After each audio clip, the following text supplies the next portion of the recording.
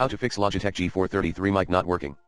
To solve Logitech G433 mic not working, try, fix 1, double check physical connection.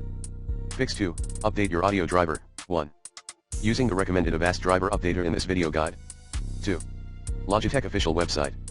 Fix 3, set your microphone as a default device.